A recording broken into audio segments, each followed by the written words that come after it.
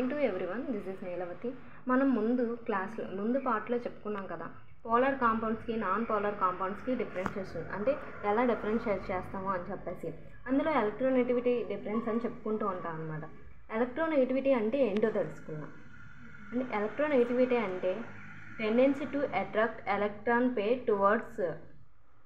ఇప్పుడు పీరియాడిక్ టేబుల్లో left to right వెళ్తే సైజ్ డిక్రీజెస్ అవుతుంది, టాప్ టు బాటమ్ వెళ్తే సైజ్ ఇంక్రీజెస్ అవుతుంది.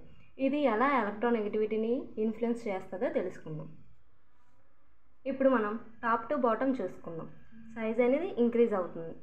లిథియం సోడియం, ఇందులో సోడియం యొక్క సైజు ఇంక్రీజ్ అవుతూ ఉంటుంది అన్నమాట.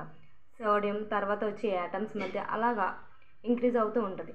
ఇప్పుడు ఇంక్రీజ్ అయితే ఉంటే దాని యొక్క అవుటర్ మోస్ట్ షెల్లో ఎలక్ట్రాన్స్ ఇంక్రీజ్ అవుతూ ఉంటాయి అన్నమాట.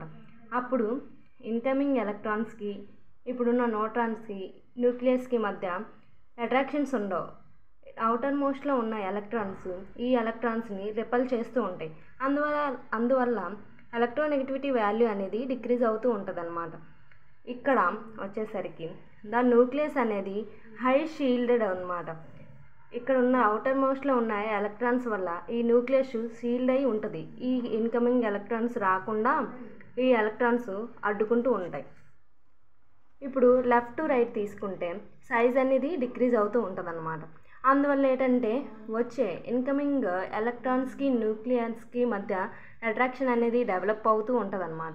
అందువల్ల ఎలక్ట్రోనెగటివిటీ వాల్యూ ఇంక్రీజ్ అవుతుంది. ఇక్కడున్న న్యూక్లియస్ ఈ ఎలక్ట్రాన్స్ వల్ల లో షీల్డెడ్గా ఉంటుంది.